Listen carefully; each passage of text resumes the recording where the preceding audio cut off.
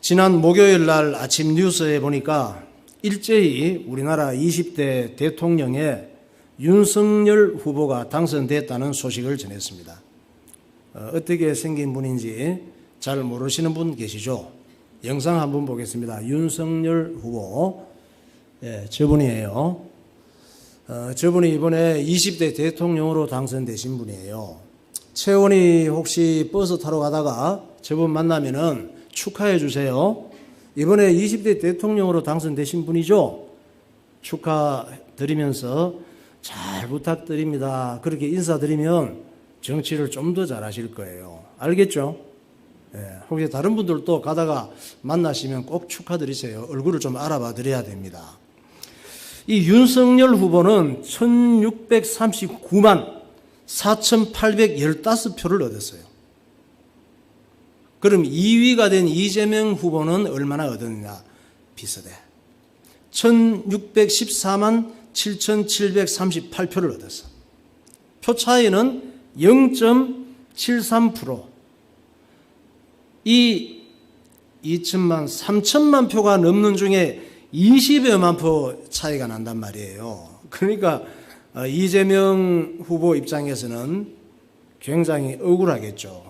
큰 차이도 안 나는데 아주 피말리는 경쟁이었습니다. 계속 비슷비슷하게 나가다가 새벽에 가서야 확정이 날 정도로 그렇게 아주 두 후보가 어려웠습니다. 이번에도 당선자에 대해서 또 온 국민들이 바라는 반복되는 요구가 있습니다. 제목이 뭐냐? 새 대통령에게 바란다예요. 너도 나도 모두를 보듬어 줄 아는 대통령이 되기를 바랍니다. 공정하고 정의로운 대통령이 되기를 바랍니다. 부정부패 없는 깨끗한 대한민국으로 만들어주시기 바랍니다. 국민을 잘 보살피는 정치를 해주시기 바랍니다. 지금 코로나 때문에 힘든데 국민들을 잘 세워주고 편안하게 해주기 바랍니다. 내가 원하는 회사에 취업할 수 있는 좋은 기업들이 많아지게 해주시기를 바랍니다. 국가의 중요 기관과 시설이 수도권에만 집중되어 있는데 전국적으로 지방에도 분산되게 해주셨으면 좋겠습니다. 바랍니다. 집값이 너무 많이 올랐는데 집값 좀 안정시켜 주시기 바랍니다. 물가가 너무 비싸서 살기 힘드는데 물가 좀 잡아주시기 바랍니다. 북한과 잘해서 이산가족 문제를 해결해 주셔서 헤어져 있는 우리 가족 어른들 좀 만나게 해주시기 바랍니다. 한국이 고령화 시대로 가고 있는데 노인 정책을 잘 마련해 주시기 바랍니다. 교육 정책이 너무 일관성이 없어서 애들을 교육시키기가 너무 힘드니까 교육 정책을 좀 안정되게 해주시기 바랍니다. 모두가 행복하고 건강하고 살기 좋은 대한민국을 만들어주시기 바랍니다. 참 윤석열 대통령 당선인 할 일 많아요. 아이고 목사님은 대통령 안 된 게 다행이야. 내가 대통령 됐더라면 이렇게 바라는 게 많은데 어떻게 그 요구를 다 채워줍니까? 나 같은 경우는 잘 못했기 때문에 얼마 안 하다가 막 하야하라 그럴 거 아니야. 그래서 윤석열 이분은 검찰총장까지 하셨으니까 잘 하시겠지. 그런데 마음은 무거우실 것 같아. 오히려 2등이 되어서 대통령이 못된 이재명 씨가 마음이 홀가분할 것 같아요. 왜? 대통령이 되었으면 새 대통령에게 바란다고 하는 게 자기가 다 이루어줘야 되잖아요. 그리고 또 마음이 무거우신 분이 한 분 계세요. 정권이 바뀌었잖아. 민주당에서 이제 국민의힘 후보가 대통령이 됐기 때문에 이걸 정권이 바뀌었다고 그래요. 정권이 바뀌면은 지금 문재인 대통령이 퇴임을 하고 윤석열 씨가 대통령이 될 거 아니에요. 그러면 문재인 대통령이 당이 바뀌고 정권이 바뀌었으니까 괜찮으실지 걱정이 돼요. 우리나라에는 정권이 바뀌면은 꼭 가셔야 되는 필수 코스가 있는데 감옥으로 가시는 경우가 많아. 그래서 이번에는 참 그런 일이 없기를 바라는데 우리나라의 큰 불행입니다. 우리는 왜 이렇게 바라는 게 많고 사람들이 이기적이고 싸움 닭 같을까? 우리나라 인구가 현재 5,162만 명쯤 됩니다.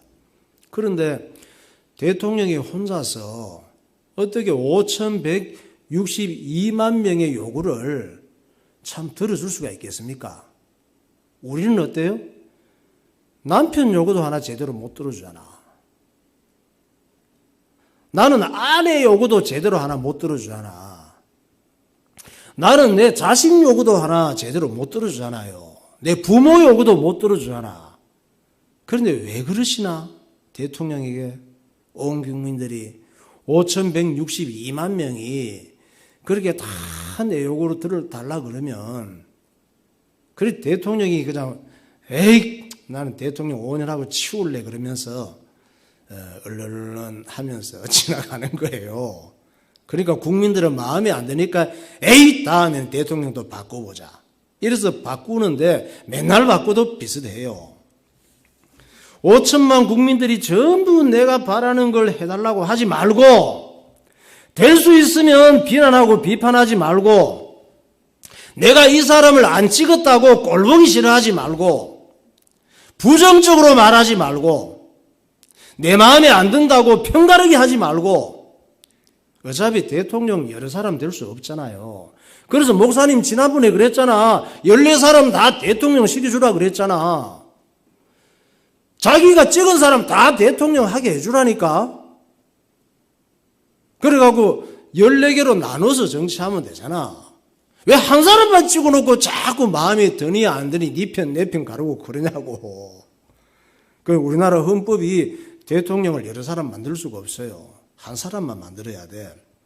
그러니까 이제 어쩔 수 없이 한 표라도 더 많은 윤석열 후보가 우리나라 헌법에 의해서 또 민주주의 원리에 의해서 당선이 되었으니까 이제는 이분이 잘할 수 있도록 밀어주고 도와주고 격려해주고 기도해주고 내 형제 내 가족처럼 잘하기를 바라고 이분이 잘할 수 있도록 도와주는 것이 나와 우리 모두에게 덕이 되는 게 아닐까요? 할렐루야.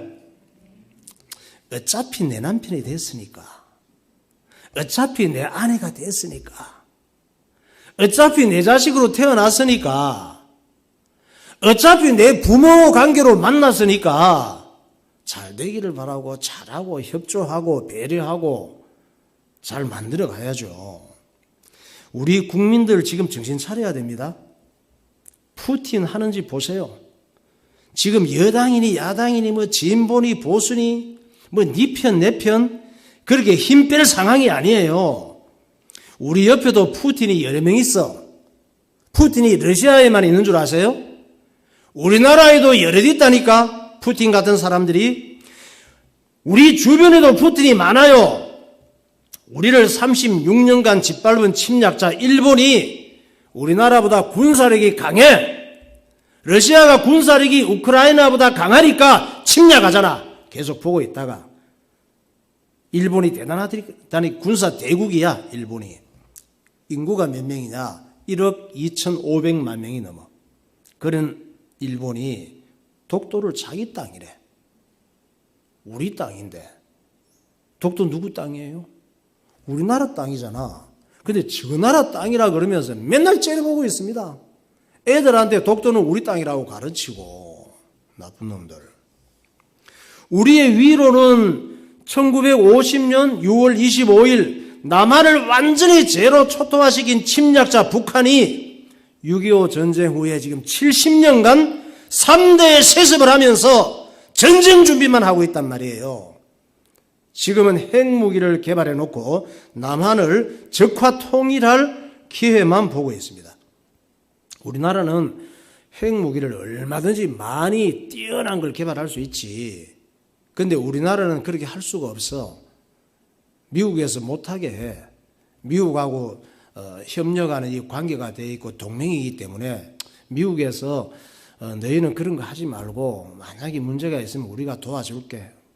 이렇게 하기 때문에 그 미국과의 관계를 좋게 해야 되거든요. 이 북한은 미국과의 동맹이 깨질 날만 손꼽아 기다리고 있습니다. 미군들만 우리나라에서 물러가 버리면 그때는 뭐 북한 입장에서 볼 때 핵을 계속 준비해 갖고 있으니까 일반 다른 무기하고는 상대가 안 되거든. 핵은 몇 개 터뜨리면 그냥 다 날아가 버립니다. 재가 돼 버리고 숨도 못 쉬어. 숨 쉬면 죽어요. 그런 무기들이 많아. 생화학 이런 무기들. 마귀가 장악한 북한 위에는 거대한 중국이 있습니다. 미국하고 막 같이 맞먹으려고 하는. 러시아가 또 북한을 지원하고 있잖아요. 북한이 공산주의 체제를 잘 유지할 수 있도록 돕고 있잖아. 지금 러시아하고 중국, 북한은 러시아가 우크라이나를 침공해서 전 세계가 비난을 해도 북한하고 중국은 러시아 편을 들고 있잖아. 북한이 전쟁을 일으키면 러시아, 중국은 자동 개입해서 남한을 치는 이런 상황이란 말이에요. 우리 대한민국은 천재지변이 많은 섬나라 일본은 죽을 지경입니다. 늘 지진 일어나지, 태풍 오면 글로 다 가지. 우리나라로 넘어오는 태풍이 일본이 방파제가 돼가지고 일본이 다 피해를 입지. 그러니까 기회만 있으면 육지로 막 올라오려고 하는 마음을 갖고 있죠. 또 북한과 중국, 러시아는 우리나라가 전략적인 요충지야. 남한만 빼앗으면은 아주 자기들이 전 세계적으로 굉장한 군사적인 유익이 있는 거예요. 전략을 세우는데 남한이 꼴보기가 싫어. 저것들만 없으면 이쪽 대륙은 우리가 다 마음대로 하는데 이러고 있다니까. 그냥 하나님께서 어떻게 하나님이 보호하사 애호가에 나와 있잖아. 애호가 뭐라 그러세요? 처음에 뭐야? 동해물과 백두산이 마르고 닳도록. 동해물이 어떻게 마르고 닳습니까? 그 지구가 다 끝나지. 백두산이 어떻게 마르고 닳아? 동해물이 마르고 닳도록, 백두산이 마르고 닳도록 하나님이 보호하시는 나라라니까? 그러니까 눈꽃만한 게 붙어 있어도 안 없어져, 우리나라는. 오늘도 이렇게 예배 드리는 사람, 하나님 의지하고 복음 전할 사람이 많기 때문에 절대 손댈 수가 없습니다, 사실은. 우리 국민들이 한마음 한뜻으로 뭉쳐도 우리 주변 상황이 쉽지 않은 상황이에요. 우리나라를 우리가 지켜내야지 일본을 믿을 수 있겠습니까? 북한이 남한을 지켜줍니까? 누구를 믿어? 우리 스스로 지켜내야지. 가족들도 온 가족이 힘을 모아서 마음을 모아서 내 가정을 지키고 가족들이 다 잘 살고 가족들이 행복할 수 있도록 지키고 실력을 갖춰야 되는 거예요. 가족들도 서로 바라는 것만 많으면 좋게 살 수가 없습니다. 싸울 일만 많지. 우리 각자 개인도 그렇습니다. 대통령이 내 인생을 책임져 줍니까? 내가 바라는 거 해주니? 대통령이? 이거 바라는 거 해줍니까? 대통령이 해주는 게 아니에요. 내 인생은 내가 지키고 내가 만들어가는 거예요. 대통령이나 남에게 기대지 말고 누가 내가 원하는 대로 안 해준다고 불평불만도 하지 말고 어리석은 짓. 내가 훌륭한 인격과 내가 훌륭한 신앙과 내가 훌륭한 실력을 갖추도록 노력해야 되는 거예요. 할렐루야. 우크라이나 보세요. 내가 나를 지킬 능력이 없으면은 내 것을 탐내는 자들이 어느 날 나를 공격하는 거예요. 내가 나를 지킬 능력이 없으면 어느 날 나를 공격해서 내가 가진 거 순식간에 강도질하고 빼앗아가는 거예요. 우크라이나 이번에 푸틴이 군인들을 통해서 미사일을 쏘고 비행기 전폭기를 보내서 폭파시키는데 잔인하기 짝이 없습니다. 가족들이 피난을 갔거든. 가방을 싸고 막 정신없이 가족이 가는데 인도 쪽으로. 거기는 군인이 있는 지역이 아니야. 민간 지역이에요. 피난을 가야 되니까. 우리도 전쟁이 일어나면 피난 갈 거 아니에요. 당장 중요한 것만 가방에 싸서 캐리어 갖고 끌고 이제 가고 있는데 거기 폭탄이 터진 거야. 옆에. 한번 보세요. 조금 희미하죠? 저 우크라이나 군인들이 와가지고 이제 가족들 죽은 시신을 지금 너무 안타까워하는 마음으로 처리를 해야 되니까 애하고 엄마 이렇게 그대로 가다가 파편을 맞고 쓰러져 버린 거야. 그 자리에서. 그러니까 전쟁이 일어나면 인정사정 없습니다. 혹시 여러분 우리나라에 그런 일이 없겠지. 그런데 전쟁이 일어나서 피난 갈 일이 생기면은 저렇게 한꺼번에 몰려가면 안 돼요. 엄마는 저 앞에 가고 아빠는 10m 앞에 가고 엄마는 10m 뒤에, 아기가 있으면 아기는 앉거나 없거나 해야 되겠지. 또 아들은 또 10m 뒤에 뚝뚝뚝 떨어져 가야 돼. 그래야 한꺼번에 저런 어려움을 안 당하죠. 하나님께서는 내가 나를 지키고 내가 내 가정을 지키고 우리가 내 나라를 지키고 모든 인류가 서로 잘 살 수 있는 비밀을 주셨습니다. 그게 성경 말씀입니다. 그 세상에서 가장 불행한 사람이 누구냐? 성경을 모르고 구원받지 못한 사람. 이 성경 속에 내가 나를 지키고 내 인생을 지키고 내 가정을 지키고 나라를 지키는 모든 좋은 비밀이 성경 속에 들어있는데 이 성경을 하나님께서 주신 줄 믿으시기 바랍니다. 그래서 가장 축복받은 사람이 하나님 말씀을 통해서 예수 믿고 구원받고 오늘도 하나님 말씀을 듣고 은혜를 사모하며 사는 사람이 가장 축복받은 사람이에요. 하나님 말씀을 보고 듣고 믿음을 가지면 모든 걸 지켜낼 수가 있습니다.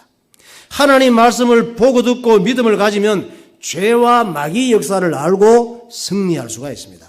하나님 말씀을 보고 듣고 믿음을 가지면 부끄러운 인생이 되지 않아요. 세상에는 열심히 살고 부끄러운 인생 되는 사람 많습니다. 사람들 앞에 부끄럽고 자식 앞에 부끄럽고 부모 앞에 부끄럽고 살고 싶지 않은 인생으로 내 인생을 돌아보면 후회스러운 이렇게 사는 사람들이 굉장히 많아요. 하나님 말씀을 보고 듣고 믿음을 가지면 수치스러운 인생이 되지 않아. 죽음도 문제될 것이 없고 천국도 빼앗기지 않습니다. 할렐루야. 로마서 10장 10절. 사람이 마음으로 믿어 의에 이르고 입으로 시인하여 구원에 이르느니라. 성경에 이르되 누구든지 그를 믿는 자는 부끄러움을 당하지 아니하리라 하니. 네. 마음으로 하나님의 말씀을 믿고 입으로 시인하는 이런 신앙생활이 될 때에 부끄럽지 않는 인생이 된단 말이에요. 나는 부끄럽지 않게 잘 사는 것 같지만 돌아보면 부끄럽고 창피하고 얼굴 들지 못하는 이런 말하고 행동하고 살아온 것들이 많거든. 근데 하나님 말씀 듣고 하나님 말씀의 은혜를 받고 살아가면은 내 인생 발자취를 돌아보면 부끄러운 것이 아니라 감사한 것밖에 없어. 할렐루야. 그것이 믿음으로 산 사람의 축복이에요. 이 성경에 기록된 하나님 말씀을 마음으로 인정하고 내가 받아들이면 망하고 싶어도 망할 수가 없다니까. 실패하고 싶어도 실패가 되지를 않아. 후회하는 인생이 되지 않습니다. 왜냐? 성경은 하나님께서 사람에게 주신 최고의 교과서이기 때문에. 할렐루야. 학교 가면 교과서들이 많이 있죠. 최고의 우리 인류에게 주신 최고의 복된 교과서가 성경 말씀입니다. 디모데후서 3장 16절. 모든 성경은 하나님의 감동으로 된 것으로 교훈과 책망과 바르게 함과 의로 교육하기에 유익하니 이는 하나님의 사람으로 온전하게 하며 모든 선한 일을 행할 능력을 갖추게 하려 함이라. 네. 성경은 하나님의 감동으로 된 것인데 우리에게 교훈하시고 최고의 책망을 하시고 최고의 바르게 함과 의로 교육하는데 완전한 말씀이란 말이에요. 성경은 우리에게 잘못된 게 뭔지를 알게 해. 여러분 사람들이 내가 잘못됐다 그러면 잘못된 아니야. 나는 이게 잘못된 거야. 그래 저 사람은 그거 좋은 거야 그러는데 나는 윤석열이라 그래 저 사람은 이재명이야 그러는데 윤석열이 못 쓸 사람이야. 윤석열 찍은 사람은 이재명 못 쓸 사람이야 이러는데 내가 옳다고 하는 게 옳은 게 아니란 말이에요. 옳다 그러다의 기준이 하나님 말씀. 하나님 말씀이 옳다고 하는 게 옳은 거예요. 정확해. 하나님 말씀이 옳다고 했는데 틀렸다면 나부터 예수 안 믿어. 기독교가 옛날에 없어졌지. 하나님 말씀이 틀렸다고 했는데 맞다. 그럼 성경은 없어요. 교회가 오늘 없어요. 그래, 만약 그랬다면. 그래서 성경은 또 옳은 것이 무엇인지를 알게 한단 말이에요. 그래서 하나님 말씀 듣고 예배드리고 살아가면 훌륭한 인격이 되는 거야. 그리고 성경은 하나님 보시기에 좋은 온전한 사람이 되게 하는 줄 믿으시기 바랍니다. 온전한 생각을 하게 하고 온전한 분별력을 가지게 하고 온전한 말을 하게 하고 온전한 인생으로 변화시켜 가는 거예요. 나도 모르는 사이에. 목사님은 진짜 하나님 은혜가 얼마나 큰지. 목사님이 6남매라 그랬죠. 6남매 중에 어릴 때부터 이상하게 난 교회 가는 게 그렇게 좋았어. 우리 가문, 우리 집 식구들 중에 내가 제일 잘 됐어. 잘 된 게 딴 게 잘 된 게 아니고 오늘도 하나님 말씀 전하고 예배 드리는 중요한 일을 감당하고 있잖아. 그보다 더 큰 축복이 없거든. 그리고 가장 행복해. 참 은혜가 커, 은혜가 커. 찬송가 드립시다. 204장. 주의 말씀 듣고서 준행하는 자는 어떻게 되느냐.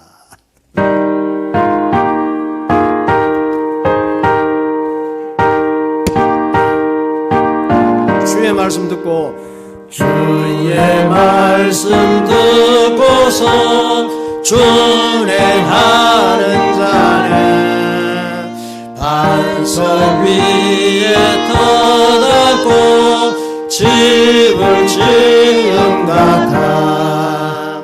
비가 오고 물나며 바람 부딪혀도 반석 위에 세운 집 무너지지 않네. 아멘. 잘 짓고 잘 지세 우리 집 잘 지세.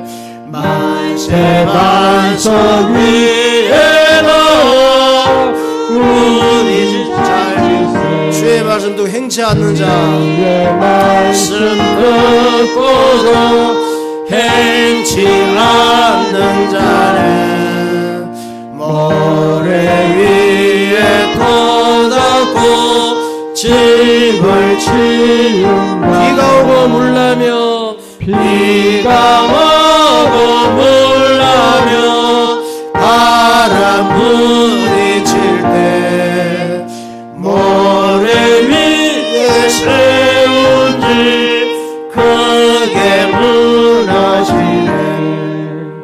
잘 짓고 잘 지세 우리 집 잘 지세.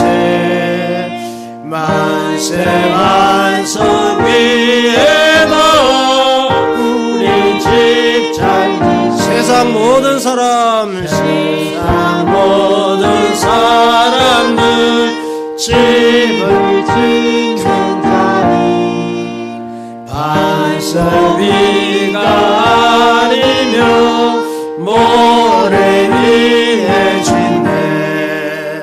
우리 구주 오셔서 지은 삶을 들때 세운 공로 따라서 영영상 잘 짓고 잘 지세. 잘 짓고 잘 지세 우리 집 잘 지세.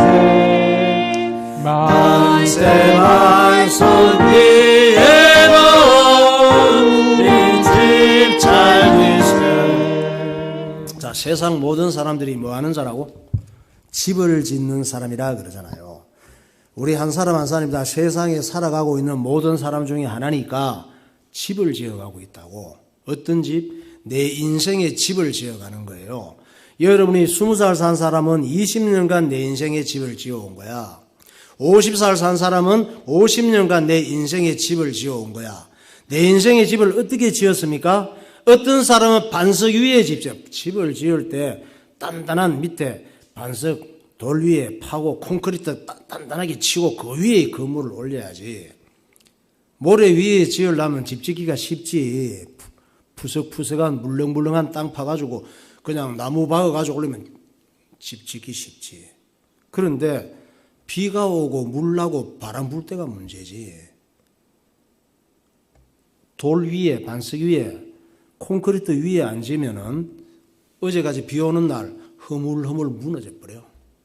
바람 태풍 부는 날 날아가 버려. 이번에 우크라이나 보니까 아파트라든가 골조, 콘크리트 골조는 막 폭탄을 맞아도 와르르 잘 안 물어내리잖아요. 나무집들은 그냥 날아가 버려, 흔적도 없이. 우리 인생에도 주의 말씀 듣고서 순종하며 살아가는 사람은 반석 위에 내 인생의 집을 짓는데, 그런데 내 식으로, 내 감정으로, 내 수준으로 이렇게 살아가면서 하나님 말씀과 관계없이 사는 사람은 모래 위에 터닫고 인생의 집을 짓는 거나 마찬가지래요. 그래서 살아가다가 힘들고 답답하고 말할 수 없는 인생의 바람이 불어올 때 날려가 버리는 거야. 하나님 말씀 위에 인생의 집을 짓지 않으면은, 지금까지 모래 위에 인생의 집을 지었더라도 오늘부터라도 하나님의 말씀을 따라서 순종하면서 반석 위에 집을 짓는 미래의 인생을 지어가는 저와 여러분 되시기를 예수 이름으로 축원합니다. 지구 위에는 많은 나라들이 있잖아요. 많은 민족들이 흩어져 살고 있는데 각 나라, 각 민족들은 영적인 소속이 있어. 우리는 육신적으로 어디 소속입니까? 대한민국 국민이잖아. 또 양주시에 주민등록을 두고 있고, 또 인천시에, 서울시에 주민등록을 두고 소속이 있잖아요. 영적인 소속도 있단 말이지. 사람의 본질은 육신보다 더 중요한 영혼이라 그랬죠. 육신을 컨트롤하고 움직이는 것은 정신, 생각이란 말이에요. 그래서 목사님의 생각이 훌륭해야 돼. 보고 듣고 느끼는 좋은 영향을 받아야 좋은 육신의 삶을 살 수 있다 그랬죠. 영적인 소속도 있단 말이에요. 영적인 라인이 있습니다. 여러분이 각자 개인도 소속이 있고 라인이 있어요. 그런데 세상 속에는 나도 죽이고 남도 망하게 하는 이런 소속에 들어있는 사람이 있어. 나도 망하고 남도 죽이는 정신없는 악마 라인, 지옥 라인이 있단 말이에요. 어떤 사람이 악마 라인이냐, 지옥 라인이냐?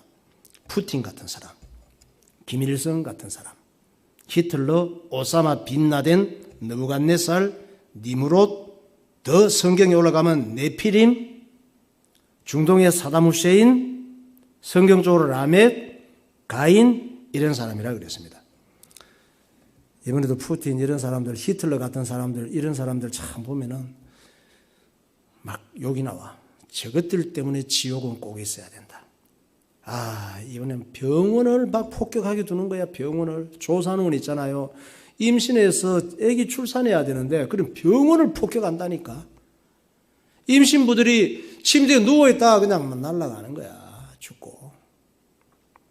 그리고 병원을 왜 폭격합니까?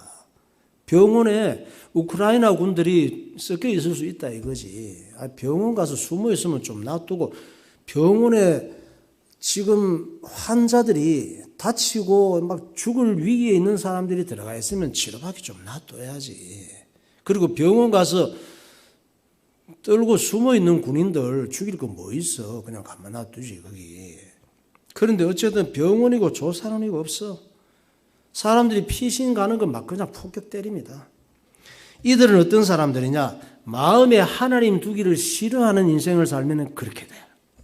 자기가 하나님처럼 되기를 원하고 자기 이름을 내고 자기가 온 세상을 지배하기를 원한단 말이에요. 남의 것을 내 것으로 만들기를 원하고 완전히 마귀에게 사로잡힌 라인이야.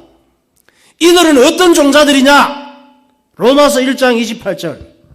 또한 그들이 마음에 하나님 두기를 싫어하며 하나님께서 그들을 그 상실한 마음대로 내버려 두사 합당하지 못한 일을 하게 하셨으니 곧 모든 불의, 추악, 탐욕, 악의가 가득한 자요, 시기, 살인, 분쟁, 사기, 악독이 가득한 자요, 수근수근하는 자요, 비방하는 자요, 하나님께서 미워하시는 자요, 능욕하는 자요, 교만한 자요, 자랑하는 자요, 악을 도모하는 자요, 부모를 거역하는 자요, 우매한 자요, 배악하는 자요, 무정한 자요, 무자비한 자라. 나는 내 감정대로 살 거야. 하나님 말씀 필요 없어. 내가 하나님처럼 내 마음대로 하고 살 거야. 이렇게 되면은 인생이 저렇게 돼버린다니까. 마귀 종자가 되는 거예요. 그래서 하나님께서 미워하는 짓, 마귀가 좋아하는 이런 짓만 하게 되는 거예요. 우리가 잘 아는 사람 중에 히틀러가 있죠. 민규 히틀러라고 들어봤어요? 예. 히틀러 있습니다. 히틀러가 누구냐? 마귀 종자야. 마귀 라인. 제2차 세계대전 당시에 1940년에서 1945년 사이에 히틀러가 예수님이 유대인의 혈통을 타고 오셨다 그랬죠. 이 유대인을 몇 명을 죽였느냐? 특별히 유대인이 자기에게 그렇게 못된 짓 당할 짓하고 안 살았어. 600만 명을 가스실에 집단으로 몰아넣고 죽였습니다. 우리 양주시 전체 인구가 몇 명인지 알아요? 30만 명이 지금 좀 안 되지. 20만 명 넘었나? 20만에서 30만 사이거든. 양주시 인구 싹 다 죽이고, 그래봤자 30만 명밖에 안 돼. 600만 명이라니까. 지금 또 유대인 인구는 전 세계에 흩어져서 살고 있는 유대인 전체 인구가 1,500만 명밖에 안 돼, 지금도. 근데 2차 세계대전 1940, 우리나라가 해방이 언제 됐어요? 1945년 8월 15일. 일본이 히로시마에 애기 폭탄, 리틀 폭탄을 맞고 완전히 원자탄 맞고 항복해버리고 우리나라가 해방이 됐거든. 이럴 때에 그 시기란 말이에요. 유대인 600만 명을 가스실에 집단으로 모아놓고 너무 사람들이 많이 죽여야 되니까 창고에 때려놓고 가스를 풀어버리는 거야. 시신되면 끓여다가 그냥 묻어버리고 태워버리고. 그래서 홀로코스트라 그래. 홀로코스트 이 말은 무슨 얘기냐면 불로 태운다 의미, 번제를 드린다 이런 의미가 있어. 가스실에서 모조리 뭐를 끌어내서 불로 태워버려. 그래서 유대인들은 홀로코스트라는 말은 싫어합니다. 우리가 뭐 번제물이냐. 그리고 우리 그렇게 불로 태워도 돼? 어쨌든 이 독일 히틀러가 불로 태워서 다 어지간해야지. 숫자가 너무 많으니까. 그래서 죽이고 또 살아있는 사람을 생체 실험용으로 썼어요. 그러니까 독일 약이 좋다 그랬잖아. 살아있는 사람을 바이러스를 주입을 해서 사람이 어떻게 발작을 하는지 연구를 했다니까. 거기다 또 백신을 투여를 해서 이 백신을 넣었을 때 어떻게 또 변화되어 가는지 이런 실험을 살아있는 사람 대상으로 했단 말이에요. 그리고 유대인을 죽여서 시신에서 나온 성분을 가지고 비누를 만들었었어. 기가 막히잖아요. 독일의 히틀러는 유대인들하고 무슨 철천지 원수가 맺혔길래 이토록 잔인하게 유대인들의 씨를 말리려고 했을까? 유대인들을 몰살시키려고 했거든. 일단 히틀러는 어떤 사람인지 알아야 되겠죠. 꼭 배경을 거슬러 올라가야 돼. 내가 있기 전에 우리 부모가 있잖아. 부모 위에 또 부모가 있잖아요. 히틀러는 오스트리아 출신인데 사생아로 태어났습니다. 히틀러 엄마가 그 당시에는 또 노예, 종, 하녀 이런 게 많아서 포로로 잡혀가면 종이 되고 하녀 대우를 받고 그랬거든. 히틀러 엄마가 그 당시에 하녀 출신인데 하녀가 무슨 인권이 있습니까? 그러니까 급탈을 당해서 아기를 임신했는데 그 아기가 히틀러입니다. 또 히틀러는 새 아버지에게 사람 취급을 못 받았어. 많이 무시받고 아버지가 폭력적이라서 아버지가 공무원인데 폭력적이라서 매 맞고 자랐고 또 그 어머니는 아버지가 안 계실 때 유대인 랍비와 바람을 피웠다고 합니다. 이런 내용들은 SBS인가 방송에서 조사를 해서 그때 이제 방영이 된 거예요. 그로 인해서 히틀러는 어릴 때부터 유대인에 대한 미움과 정오심이 컸다고 해요. 이 아이가 자라서 우리가 아는 저 히틀러가 될 줄 몰랐지. 그 당시에 그렇게 자란 애기들 많았겠지. 히틀러가 저런 괴물이 될 줄은 몰랐겠죠. 영상 아우슈비츠 대학살 영상 한 컷만 볼까요? 여러분 저 산더미처럼 쌓여있는 게 다 시신입니다. 제대로 먹지도 안 하고 가스실에서 막 가스 풀어서 죽고 나면 끓여다가 내가고 불로 태워버리는 거야. 유대인들도 큰 문제는 있어요. 왜 저렇게 수천 년간 핍박과 어려움을 당했을까? 유대인들은 축복받은 민족이거든. 그런데 선민의식이 있어. 우리만 잘 되자. 우리끼리 잘 살아보자. 우리만 자녀들 잘 가르치고 우리는 하나님의 특별한 사랑을 받은 민족이다. 이 의식 때문에 사명을 놓쳤어. 하나님께서 유대인을 부르시고 이스라엘 민족을 부르신 것은 전 세계 모든 국가의 모델이 되라고 부르셨거든. 하나님 말씀을 순종하고 하나님의 복을 받은 민족은 이렇다 하는 걸 보고 전 세계 사람들이 우리도 하나님 말씀을 순종하고 하나님의 복을 받아야 되겠다 이런 도전받는 민족으로 불러내셨는데 저끼리만 잘 산다는 거야. 그걸 우리만 선택받은 민족이라는 거야. 그러면서 끼리끼리 모여서 사명 감당하지 못했어요. 하나님께서 속이 터지지. 그래서 2차 세계대전 당시에 히틀러의 독일 나치당이 있어. 우리나라는 무슨 당이 있습니까? 민주당, 더불어민주당, 또 국민의힘, 또 정의당 있잖아요. 그 독일에는 나치당이 있어.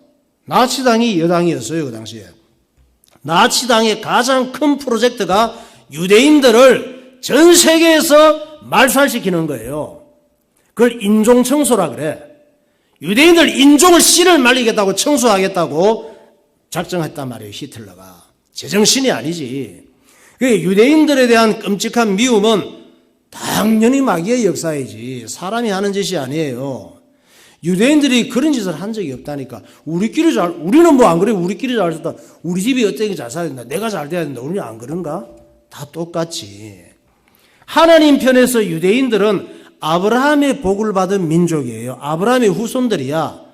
유대인들은. 또 예수 그리스도가 이 땅에 오시는 도구로 쓰임받은 민족이에요. 예수님이 유대인의 후손으로 오시는 거거든. 그러니까 그들의 조상은 또 누구예요? 아브라함이고 이삭, 야곱이 유대인의 조상이고 예수님의 제자들이 유대인의 조상이에요, 다. 그럼 오늘날 유대인들은 어떻게 살고 있을까? 이렇게 핍박을 받고 어려움을 많이 당했는데 아직도 건재하고 있습니다, 유대인들. 유대인은 전 세계 인구의 0.2%, 1,500만 명 정도 됩니다, 지금도. 그런데 마귀가 역사적인 이 핍박자, 독재자들을 통해서 이 유대인들을 씨를 말리려고 그렇게 수천 년간 애를 썼는데도 유대인은 절대 씨가 안 말라. 유대인들 중에 중요한 몇 사람만 너무너무 많아요. 위대한 인물들이, 대단한 인물들이. 마크 주커버그라고 들어봤습니까? 30대입니다. 누구예요? 페이스북 설립자, 유대인입니다. 스티븐 스필버그라고 들어봤습니까? 유명한 영화감독, 다 유대인이에요. 앨런 그린스펀, 미국의 금융, 연방 준비해가지고 돈을 찍어내고 하는 걸 막 중요한 일을 하는 사람. 마이클 블룸버그, 헨리 키신저, 벤 버냉키, 제프 주커, 미국 CNN 사장, 로스타일들과 전 세계적인 어마어마한 재벌입니다. 칼 막스, 미국 3대 TV, MBC, ABC, CBS, 할리우드 영화사, 픽처스, 유나이티드 아티스트, 워너 브라더스, 파라마운트 픽처스, 20세기 폭스, 유니버설 스튜디오, 전부 유대인이 움직입니다. 미국의 유명한 대학 유대인 재학 비율 어느 정도 되느냐? 하버드 30%가 유대인들이에요. 예일 대학교 28%가 유대인들, 보스턴 대학교 24%가 유대인들. 전 세계 인구의 0.2%밖에 안 되는데 유대인이 운영하는 언론, LA 타임스, 워싱턴 포스트, 뉴욕 타임스, 뉴스위크, 더 월스트리트 저널, 그 외에도 굉장히 많습니다. 스타벅스 있죠, 우리나라에. 스타벅스 회장 하워드 슐처, 헤지 펀드계 거물 조지 소로스, 물리학자 아인슈타인, 헨리 키신저, 찰스 린드버그, 아이작 스턴. 미국 100대 기업 중에 40%가 유대인 소유. 이 외에도 이들을 소개하려면 몇 시간 걸립니다. 여러분이 알고 있는, 우리는 뭐 그렇게 유식하지, 박식하진 않잖아. 우리가 알고 있는 이름만 해도 한 2시간은 열거해야 돼요. 이들의 조상이 누구? 모세, 여호수아, 오늘 본문의 민수기의 주인공들이란 말이에요. 유대인들은 씨를 말릴 수가 없어. 아무리 독재자가 씨를 말려고 해도. 왜? 하나님께서 만든 민족이기 때문에 그렇습니다. 씨를 말릴 수 없는 이유가 있다니까. 저와 여러분은 망하고 싶어도 망할 수가 없어. 하나님께서 우리를 사랑하시고 불러내셨고 우리가 사명을 감당해야 되기 때문에 할렐루야. 창세기 15장 3절. 아브라함이 또 이르되 주께서 내게 씨를 주지 아니하셨으니 내 집에서 길린 자가 내 상속자가 될 것이니이다. 여호와의 말씀이 그에게 임하여 이르시되 그 사람이 내 상속자가 아니라 내 몸에서 날 자가 내 상속자가 되리라 하시고. 유대인은 어떤 사람이냐? 하나님께서 아브라함을 불러내셔서 이스라엘 민족을 만들어서 전 세계에 복음을 전하고 예수님을 보내기로 계획하셨는데 100살이 다 될 때까지 애가 안 생기는 거야. 그런데 하나님께서 무슨 하늘의 별과 같이 바다의 모래와 같이 네 자식 많게 해주겠다 그러시더니 왜 10년 20년이 지나도 자식 하나 안 주고 무슨 내 자식들이 뭐 하늘의 별과 같습니까? 이래갖고 무슨 뭐 바다의 모래같이 많아집니까? 100살 되면 애기 낳을 능력도 없는데. 그랬었지. 그래갖고 내 자식을 다른 식으로 얻어야 되지 않겠습니까? 그랬더니 하나님께서 아니야. 네 씨를 통해서 이스라엘 민족 만드실 거야. 말씀하시는 거예요. 그러니까 유대인은 아브라함의 씨로 만들어진 이삭과 야곱의 후손이기 때문에 아브라함이 100세에 이삭이라고 하는 아들을 주신 거예요. 왜냐하면 하나님께서 주신 걸 확실히 믿어야 되기 때문에 사람의 능력과 수준으로는 안 되겠다. 이런 나이가 됐을 때 하나님께서 임신하게 하신 거예요. 사라에게. 그래서 어쩔 수 없이 아브라함을 인정할 수밖에 없어요. 우리 이삭은 하나님이 주신 것이 맞아. 이렇게 인정할 수밖에 없거든. 이삭과 야곱의 후손이기 때문에 아무리 마귀가 아브라함의 후손들 유대인들의 씨를 말리려고 해도 유대인은 씨를 말릴 수가 없어. 하나님께서 아브라함을 불러내실 때 아브라함의 씨를 통해 큰 민족을 만들 것이라고 약속하셨거든요. 그러니까 아브라함의 씨는 예수님 재림 때까지, 세상 종말 때까지, 마귀를 지옥에 보낼 때까지 아브라함의 씨, 유대인의 씨는 말릴 수가 없어. 창세기 15장 5절. 그를 이끌고 밖으로 나가 이르시되 하늘을 우러러 무별을 셀 수 있나 보라. 또 그에게 이르시되 내 자손이 이와 같으리라. 하늘의 별처럼 바다의 모래알처럼 자손을 많이 주시기로 약속했는데, 그러면 아브라함의 이 민족을 어떻게 만드시느냐? 야곱의 아들 요셉을 당시 애굽 나라, 오늘날 애굽이 어디라고요? 이집트야. 지금 이집트입니다. 중동. 이집트, 그때는 이제 애굽이라 그래서 애굽에 보내서 요셉을 총리를 만들게 하신 거예요. 그리고 전 세계에 7년간 가뭄이 와서 먹을 것이 없어서 굶어 죽을 상황이 됐을 때 애굽의 총리가 된 요셉이 가나안 땅, 오늘날 이스라엘 땅입니다. 거기에서 어렵게 살고 있는 자기 가족, 부모, 형제들을 다 세계 최고의 나라인 애굽으로 모셔온 거예요. 애굽으로 모셔와서 애굽에는 양식이 많이 저축이 돼 있었으니까 여기에서 부모 형제들이 잘 살 수 있도록 도왔거든. 그래서 부모 형제 가족들을 전부 애굽으로 모셔왔는데 이때 아브라함의 후손 요셉의 가족이 형제들이 몇 명이나 됐냐? 70명 됐다고. 70명. 창세기 46장 26절. 야곱과 함께 애굽에 들어간 자는 야곱의 며느리들 외에 66명이니 이는 다 야곱의 몸에서 태어난 자이며 애굽에서 요셉이 낳은 두 아들은 2명이니 야곱의 집사람으로 애굽에 이른 자가 모두 70명이었더라. 예.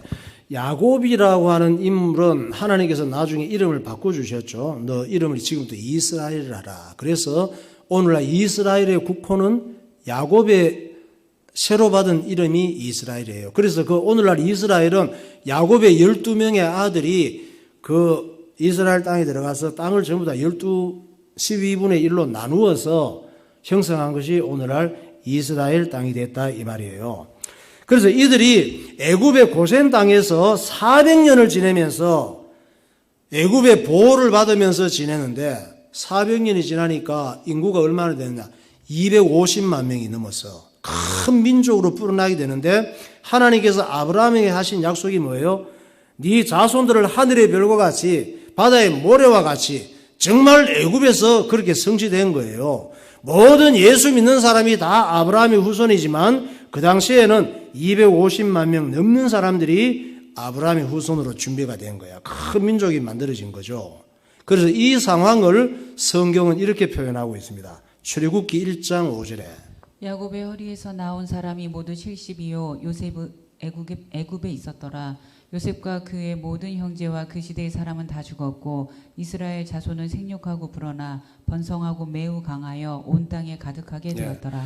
애굽으로 들어갔던 야곱의 그 가족들은 70명은 400년이 지나니까 다 죽었지. 다 죽었고 후손들이 막 번성하고 매우 강해져서 온 땅에 가득할 정도로 되었다고 하는데 이 인구들을 성경적으로 연구해 보니까 250여만 명이 되지 않았겠느냐. 이렇게 학자들이 보고 있는 것이죠.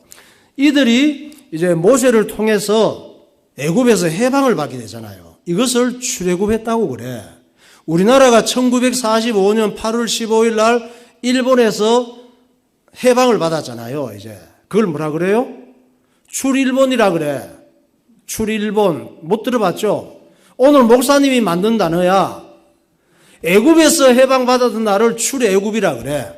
1945년 8월 15일은 출일본 우리나라가 해방을 받은 날 일본의 식민지 상황에서 이때 상황을 기록한 것이 출애굽기예요. 성경.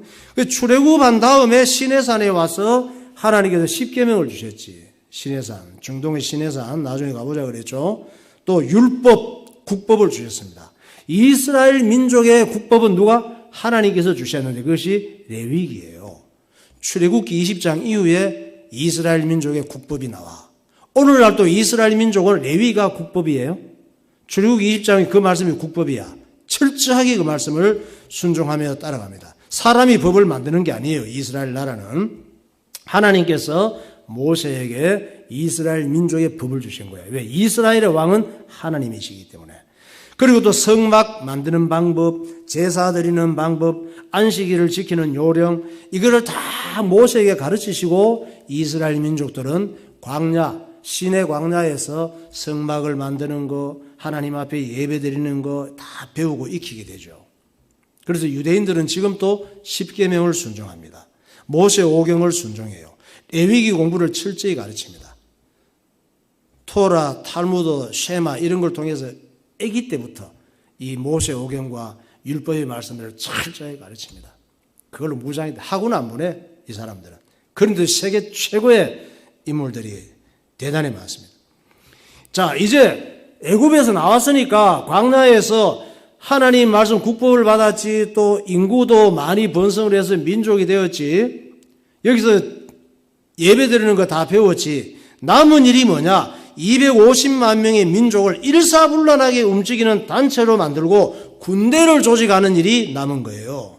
왜? 이제는 군대를 조직해서 가나안 땅으로 들어가야 되니까.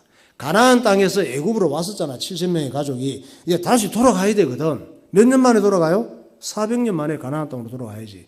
오늘날 이스라엘 땅, 팔레스타인 땅으로 돌아가야 돼.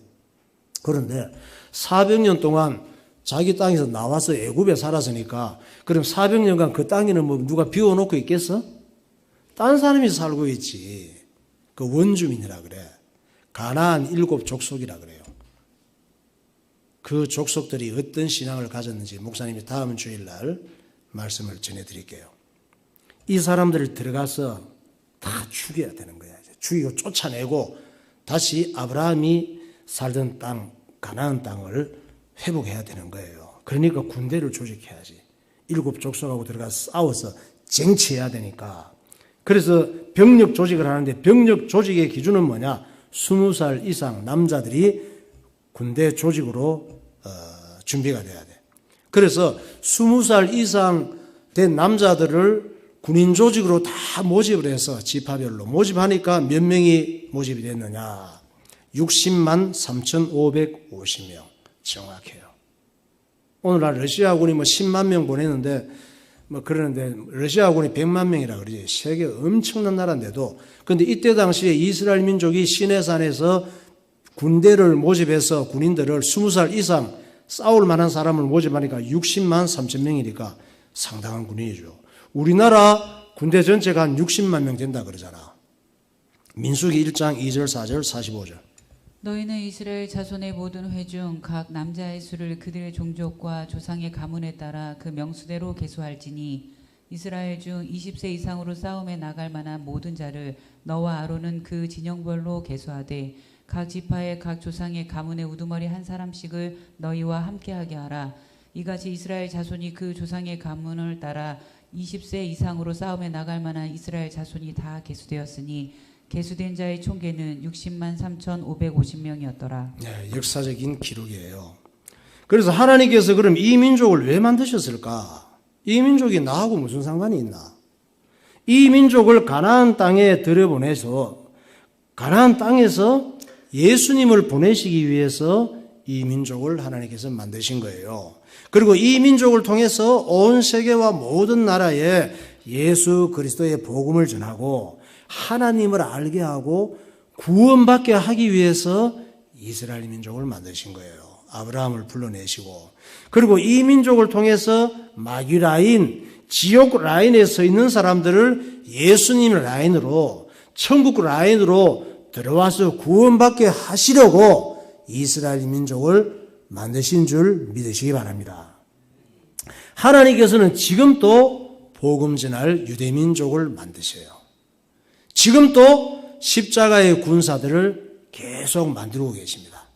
그 사람들이 누구냐? 로마서 2장 28절에 말씀하고 있습니다. 무릇 표면적 유대인이 유대인이 아니요 표면적 육신의 할례가 할례가 아니니라. 오직 이면적 유대인이 유대인이며 할례는 마음에 할지니 영에 있고 율법 조문에 있지 아니하는 것이라. 그 칭찬이 사람에게서가 아니요 다만 하나님에게서니라. 네. 약간 말이 헷갈리죠? 근데 쉬워. 어떻게 쉽냐? 유대인 혈통을 타고 유대인 자손으로 난다고 참 유대인이 아니라 이 말이에요.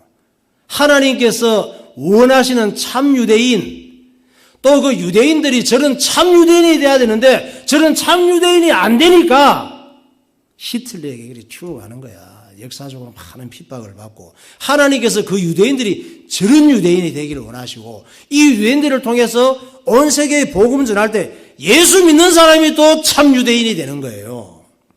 참 유대인은 예수 믿고 성령님의 인도를 받는 사람이 참 유대인. 할렐루야. 저와 여러분이 참 유대인인 줄 믿으시기 바랍니다. 유대인의 후손으로 유대인 부모를 만났다고 유대인이 되는 게 아니라 이 얘기야. 저 얘기는 사도 바울이 예수 믿고 하나님께서 기뻐하시는 사명 감당하는 유대인이 참 유대인이야 말씀하고 있는 거예요. 그리고 아브라함의 씨는 누구냐? 하나님께서 인정하는 아브라함의 씨는 예수 믿고 복음 전할 하나님 백성들이 참 아브라함의 씨란 말이에요. 저와 여러분이 하나님의 은혜로 참 아브라함의 씨가 되었고, 아브라함이 저와 여러분의 믿음의 조상이 된 줄 믿으시기 바랍니다. 하나님께서 기뻐하시는 참 유대인과 아브라함의 씨의 의미가 바로 이걸 얘기를 하고 있습니다. 저와 여러분이 주님의 인도를 잘 받고 주의 복음을 전하는 이 사명을 잘 감당하는 참 아브라함의 후손, 참 유대인이 되시기를 예수의 이름으로 축원합니다. 기도하겠습니다.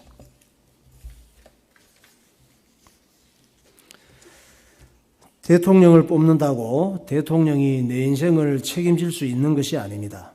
내 인생은 내가 책임져야 하기 때문에 내가 실력을 키우고 내가 능력을 키우는 것이 중요합니다.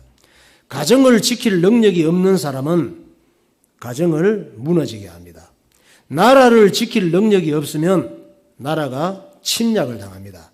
무엇보다 중요한 것은 하나님 말씀을 보고 듣고 믿음을 가지는 것이 중요합니다. 하나님 말씀은 우리의 마음과 생각과 삶과 죽음과 영혼과 육신의 모든 것을 지켜내는 비밀이 있습니다. 성경은 우리를 바르게 하는 것이고 지혜롭게 하고 훌륭한 인격을 갖추게 하고 하나님 보시기에 온전한 사람이 되게 합니다. 하나님의 말씀과 끊어진 인생은 자기도 모르게 죄의 길에 서게 되고 나쁜 습관 속에 들어가게 되고 마귀 라인으로 가게 됩니다. 하나님께서 모든 사람에게 구원의 기회를 주기 위해서 아브라함을 부르시고 이스라엘 민족을 만드시고 유대인의 후손으로 예수님을 보내셨습니다. 참 유대인은 예수 믿고 하나님의 인도를 잘 받는 사람입니다. 참 그리스도인은 우리를 사랑하시고 구원하신 좋으신 하나님을 모든 민족에게 전하는 사람들입니다. 하나님 아버지, 하나님 말씀으로 내 인생과 내 영혼을 지켜내는 실력과 능력을 갖추게 하시고 거룩한 주님의 라인을 끝까지 따라가는 승리하는 그리스도인이 되게 하옵소서. 통성으로 기도하겠습니다. 거룩하신 하나님 아버지, 은혜와 사랑을 감사합니다. 오늘 또 우리를 이렇게 사랑하여 주셔서 하나님 앞에 나와 예배하며 참 유대인이 되게 하시고 참 아브라함의 씨가 되게 하시고 거룩한 하나님의 벽을 누리는 주의 백성이 되게 하여 주심을 감사합니다. 이 시대를 살아갈 때에 내가 내 인생을 지킬 수 있는 실력과 믿음과 능력을 갖추게 하여 주시고 하나님의 말씀 속에 내 인생의 모든 것을 지키는 비밀이 들어있다는 사실을 깨닫게 하여 주옵소서. 성령으로 충만하게 하시고 성령의 지혜와 명철을 허락하여 주옵소서. 예수 그리스도 이름으로 기도하옵나이다. 하나님 아버지, 은혜를 감사합니다. 오늘 또 복된 자리에 있게 하여 주시고 내 인생의 모든 것을 지켜내는 비밀이 하나님의 말씀인 것을 기억하게 하시고 하나님 말씀을 듣는 은혜를 사모하고 또 하나님 말씀을 보고 듣고 깨닫고 믿음을 가질 때에 내 자신과 내 가정과 내 인생과 내 모든 것을 지켜낼 수 있다는 믿음이 우리에게 있게 하여 주옵소서. 우리의 삶 속에 마귀의 악한 라인에서 나도 멸망하고 다른 사람에게도 큰 피해를 주는 이런 죄와 어둠의 일들이 많이 있는데 하나님 말씀을 통하여 진단하게 하시고 분별하게 하시고 하나님 보시기에 온전한 복된 사람으로 날마다 새로워져 가게 하여 주옵소서. 예수 그리스도 이름으로 기도하옵나이다. 아멘.